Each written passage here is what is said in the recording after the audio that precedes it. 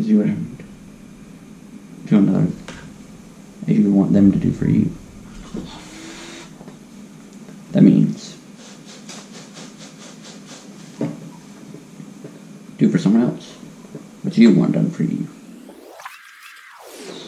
Paul takes an example of, say, eating meat, like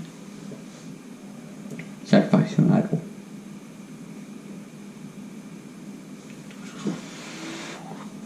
He tells us to eat what is set before, without asking any questions.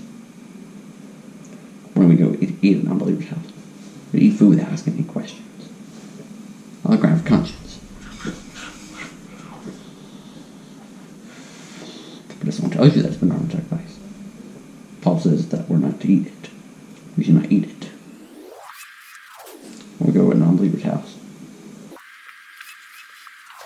Paul's talking about the other person's conscience.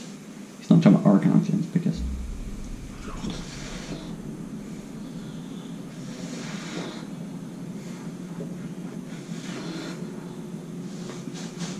that would damage the person. You don't want to do that. Let's see. Paul said, why should they get mad at me? See, I didn't do anything. Okay. And he says, if I partake of the meal with thankfulness, then why am I denounced? If I were to give thanks. There's nothing wrong with giving thanks, is what Paul's saying. But he's saying we shouldn't judge. We shouldn't. What he's saying that.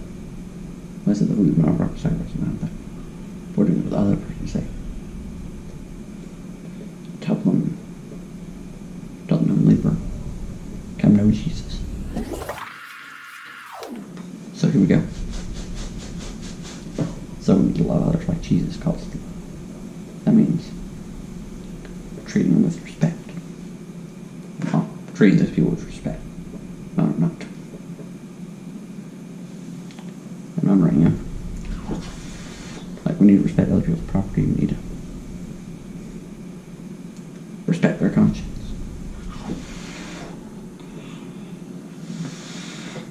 Anyway, moving on to the last stanza.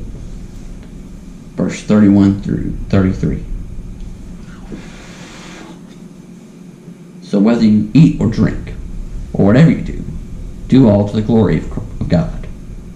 Give no offense to Jews, or to Greeks, or to the church of God, just as I try to please everyone in everything I do, not seeking my own advantage, but that of many, that they may be saved. Be imitators of me, as I am of Christ. So now let's take a look at this final paragraph, verse 31 through 32. Through 33. 31 through 33. So whether we eat or drink, no matter whatever we do in our life, we do it all for God's glory. And so, the job you're doing, remember, when you're going to work, you're not working for yourself. Do your work for God's glory.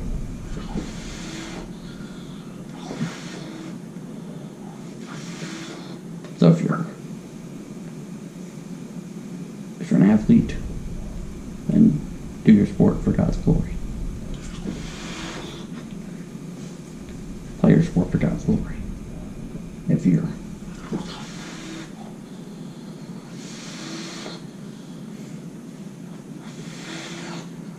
you're serving, do it for His glory. Don't do it for yourself. Because you do it for yourself, it's meaningless. The work we do for God, that's meaningful. If you don't have Jesus, then life's not worth anything. Life doesn't mean anything.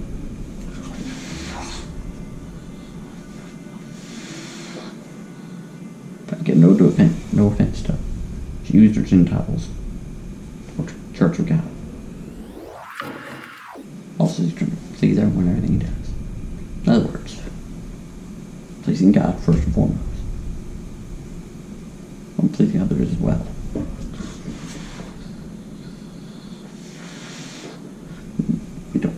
We did not seek our own advantage. Don't take advantage of others. Just seeking everyone in order that they may be saved. And Paul tells us to be imitators of Christ, just like he's imitating Christ. We need to imitate him. That's our goal, people. We need to follow Christ's example. So we need to do it to further God's kingdom.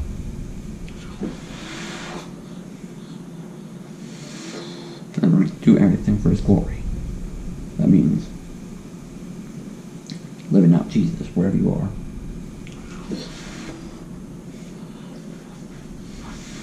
And in whatever you do it for God's glory. Think, is that what Jesus would do? Think, is that God honoring? We can think about our decisions and ask ourselves, is it pleasing to God? Is that honoring to God? Is it glorifying? We need to ask that question.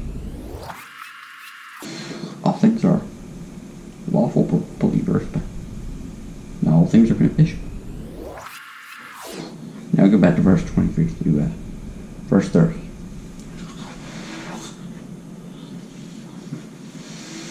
We need to seek the good of our neighbor. Everyone. Like we need to, like when they're in need, we need to go help them.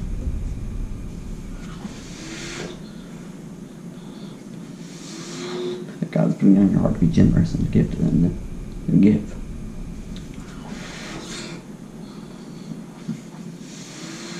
Now Paul's example of the meat market is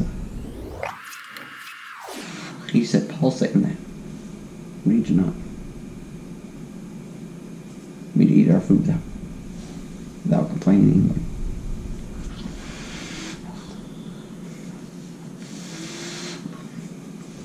Complaining, don't raise any questions on the ground or conscience. But unless someone said it. If someone says this has been my sacrifice, I don't sacrifice, then don't eat it. For the other person's sake. In other words, he's saying that if we question what's that food that's set for us, that might damage the other person's confidence. That might really upset the other person. So, like religiously, that may mess them up. If they're okay. Anyway, I don't fully understand that part, but yeah. If someone in the comments could help me with that part about Paul talking about the meat market stuff, tell me. Okay.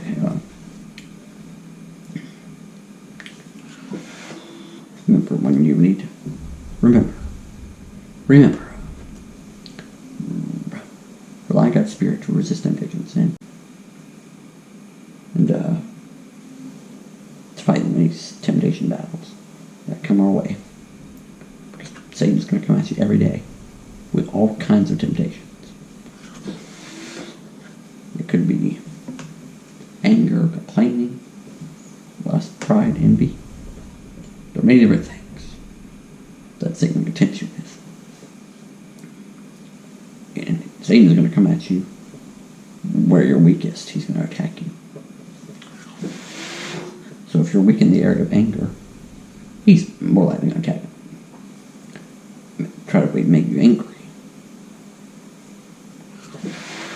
And make stupid and sinful decisions when you're angry. So when you're feeling like you're about to punch the TV, when politics, news drive you nuts,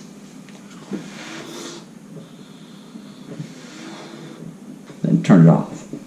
Like flee. Turn that TV off. If politics is making you angry, if news is making you angry, then turn that TV off. Go for a walk. Or go pray.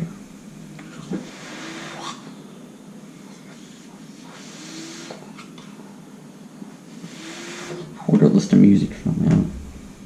That's just an example of what you should probably do when temptation gets to you. Then we got God will rise your way of escape. He's not going to allow you to be tempted. He's not going to allow Satan to tempt you beyond what you're able to bear. He'll provide your way of escape.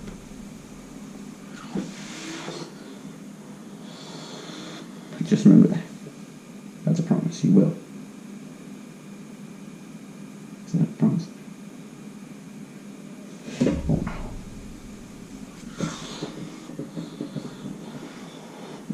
Yeah, I think that. Yeah. He will always provide your way of escape. Okay. Thank you for listening. Look forward to more episodes. Thank you. Comment and subscribe. Good night.